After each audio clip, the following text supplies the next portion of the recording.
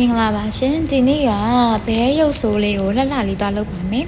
ကျမရဲ့လက်ကလေးရာလေးကျမအရန်လက်သေးကြိုက်တတ်တဲ့လူဖြစ်တဲ့အတွက်အခုလိုဘုဒ္ဓလေးဖြစ်နေတာပေါ့နော်အခုလိုလှလှလေးသွားလုပ်ခဲ့ပါတယ်ပြီးတော့ကျမဒီနေ့ blog လေးကကြတော့အလုံးနဲ့ပတ်သက်တဲ့ကျမရဲ့တွေးမိတယ်ပေါ့နော်အတွေးအပိုင်းအစာလေးတွေကို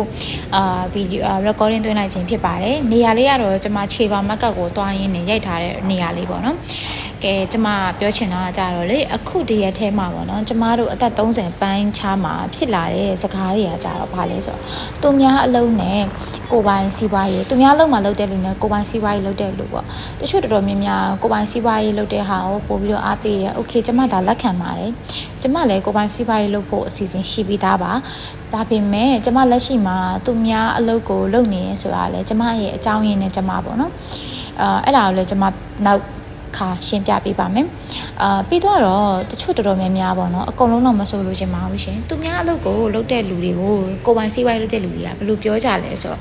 နင်တို့ကသူများကြုံပါဆိုရပြောတဲ့စကားကိုပြောတယ်ပေါ့နော်အဲ့လိုမျိုးပြောလိုက်ခြင်းအပြင်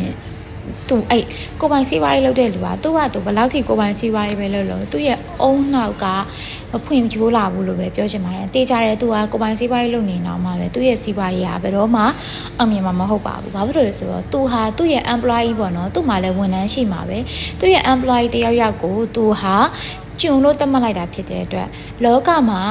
တထေးတွေကပတ်စံပေးတယ်ဝန်ထမ်းတွေကအလုပ်လုပ်တယ်မျှမျှတတပဲဘယ်သူမှလည်းအလကားမလုပ်ပေးလို့ဘယ်သူမှလည်းအလကားမလုပ်ခိုင်းပါဘူးရှင်နောက်တစ်ခုကိုကျုံလို့တတ်မှတ်မယ်ဥပမာအဖြစ်ကျွန်တော်တို့ကလည်းသူများရှင်မှာအလုပ်လုပ်နေတာနင်လဲကျုံကလည်းကျုံဆိုတဲ့စကားကိုကျွန်မဘယ်တော့မှလက်မခံခဲ့ပါဘူးရှင်ကိုဟာကိုလို့ကျုံလို့တတ်မှတ်တစ်သက်လုံးကျုံဖြစ်မှာပဲဒီနေ့နဲ့မနက်ဖြန်မှာဒီနေ့ကဘာတွေငါလေ့လာခဲ့တယ်အခုဒီအလုပ်မှာလုပ်နေရင်နဲ့ငါဖယ်ချိန်မှာတော့ယာတုတူအောင်စူးစမ်းမယ်လို့ဆုံးဖြတ်နိုင်တဲ့လူတစ်ယောက်အတွက်ကဘယ်တော့မှကိုဟာကြုံမဖြစ်လာပါဘူးရှင်လာကုန်မယ်လာစားလေးရမယ်လှလှလေးနေမယ်ကြော့လေးနေမယ်ကိုရဲ့ရတဲ့လာစားတွေကမိဘကိုလွယ်မယ်ကိုဟာလေးနဲ့ကိုရှင်းတတ်နိုင်ရင်ဘဝကြီးကနေတာပါ